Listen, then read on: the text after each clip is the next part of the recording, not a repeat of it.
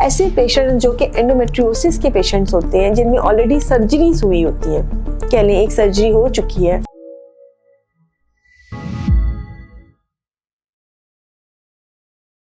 अस्सलाम वालेकुम। अच्छा, IUI IVF पे तो हम पहले भी बात कर चुके हैं कि IUI क्या चीज़ है, IVF क्या चीज़ है। इस वीडियो में स्पेसिफिकली हम डिटेल में सिर्फ ये बात करेंगे कि किन पेशेंट्स को IUI और फिर IVF पे चले जाना चाहिए। अच्छा, वो पेशेंट जिनकी शादी को कुछ अरसा गुजर चुका है, जो कि वैसे मेडिसिन वगैरह ले चुके हुए हैं, उन पेशेंट्स को ज़ाहिर है जब आप नेक्स्ट स्टेप पे शिफ्ट करते हैं तो वो IUI का स्टेप होता है। IUI के लिए ज़रूरी है कि आपकी ट्यूब, एटलीस्ट एक ट्यूब जो है वो ठीक तरीके से काम कर रही हो, यानी दोनों में से एक ट्यूब जो खातून की है वो ओपन होनी चाहिए, वो काम कर रही हो तो ही IUI रिकमेंड किया जाता है। दूसरा, IUI के लिए जो हमें ज़रूरत होती है कि जो आपके हस्बैंड के टेस्ट हैं वो बहुत ज़्यादा ख़राब ना हो। अगर बॉर्डरलाइन टेस्ट हैं, जैसे कि कह लें कि थोड़ी मोटिलिटी का इशू आ रहा है, थोड़ा सा जो कह लें एक्टिव वाले स्पर्म्स कम आ रहे हैं, ऐसी सूरत हाल में IUI इफेक्टिव होता है। अकाउंट अगर थोड़ा कम है, थोड़े यानी माइनर प्रॉब्लम्स के साथ अगर हस्बैंड के टेस्ट ख़राब है, ऐसी सूरत हाल में IUI हम रिकमेंड कर रहे होते हैं। तो जहाँ पर अगर माइनर प्रॉब्लम्स चल रही हो लेकिन साथ एक एटलीस्ट एक ट्यूब भी ओपन है तो IUI का मशवरा पेशेंट को दिया जाता है।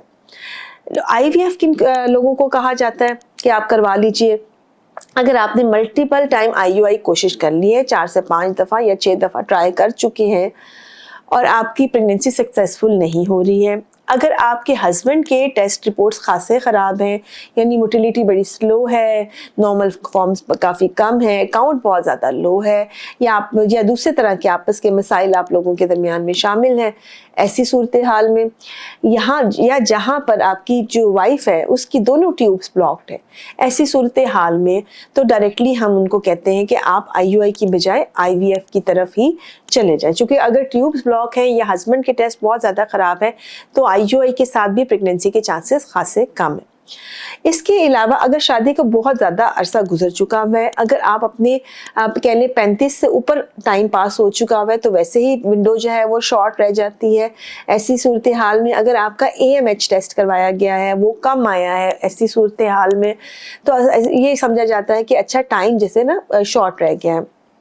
अगेन, अगर सब कुछ ठीक है, कोई रीज़न नहीं मिलता, आपने IUI भी अटेम्प्ट कर लिया है और आपकी शादी को काफ़ी अरसा गुजर गया, उस सूरत हाल में भी IVF बेहतर ऑप्शन है। ठीक है, उसकी वजह ये होती है कि उस वक्त जो कह लें कि IVF का जो सक्सेस रेट है वो ज़्यादा होता है। जैसे आप बहुत ज़्यादा टाइम ज़ाया कर देते हैं, फीमेल जो खातून है उसकी एज बहुत ज़्यादा होना शुरू हो जाती है, AMH बहुत ज़्यादा कम हो जाता है, ऐसी सूरत हाल में फिर IVF के चांसेस भी काफ़ी कम होना शुरू हो जाते हैं। ऐसे पेशेंट जो कि एंडोमेट्रियोसिस के पेशेंट्स होते हैं जिनमें ऑलरेडी सर्जरीज हुई होती हैं, कह लें एक सर्जरी हो चुकी है, और अगर वो अफोर्ड करते हैं तो उन कपल्स के अंदर भी, चूँकि इनमें भी ट्यूबल डैमेज हो जाता है, ट्यूब्स काफ़ी डैमेज होते हैं, तो उनमें भी हम कहते हैं या IUI या IVF को फौरी तौर पर ऑप्ट कर लीजिए, यानी फौरी तौर पर आप चले जाए नेचुरल की तरफ, कि को कम ज़रा डिस्करेज करते हैं, चूँकि एंडोमेट्रियोसिस का मसला ये है कि ये दोबारा भी हो जाता है। सो ये बड़ी इंपॉर्टेंट बात है कि ऐसे पेशेंट्स को, यानी कुछ पेशेंट्स होते हैं, यंग पेशेंट्स होते हैं जिनमें एंडोमेट्रियोसिस की 1 से 2 सर्जरीज हो चुकी होती है, हम उन्हें IVF पे अर्ली जाने का मशवरा देते हैं। मैं IUI के हक में भी नहीं होती हूँ, क्योंकि अगर एंडोमेट्रियोसिस दोबारा हो जाता है तो इसका मतलब होता है एक दोबारा सर्जरी, और दोबारा सर्जरी से जितनी आप सर्जरी कराते जाते हैं, एक तो आपको तकलीफ हो रही होती है, आप एक मुश्किल मरहले से गुजरते हैं, सेकेंडली आपकी जो अंडेदानियाँ हैं वो डैमेज होना शुरू हो जाती हैं और फिर वो अंडे बनाने की सलाहियत भी उनमें कम होती जाती है, और टाइम के साथ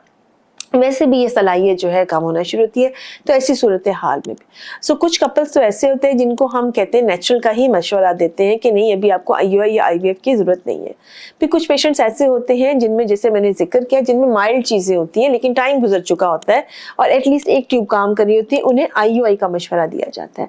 फिर तीसरा वो होता है जिनमें सवेयर होता है चीज़ें, यानी हस्बैंड के टेस्ट भी ख़राब, फीमेल के भी, या एज बहुत ज़्यादा हो रही है या टाइम बहुत ज़्यादा गुजर चुका है शादी को, और या आप मल्टीपल ट्रीटमेंट्स ले चुकी है और सारे के सारे जो है वो हमारा फेलियर हो गया, रीज़न कोई भी नहीं मिल रहा, ऐसी सूरत हाल में IVF को ही बेहतर कंसिडर किया जाता है। मसला सिर्फ ये है कि IVF एक्सपेंसिव है, हर एक की रेंज में नहीं आता, हर एक की पहुंच में नहीं है, यहाँ पे आकर हमारी लिमिटेशन होती है और यहाँ पे आकर हमारी प्रॉब्लम स्टार्ट होती है। ना बहुत सारा ख्याल रखिएगा और दुआ में याद रखिएगा।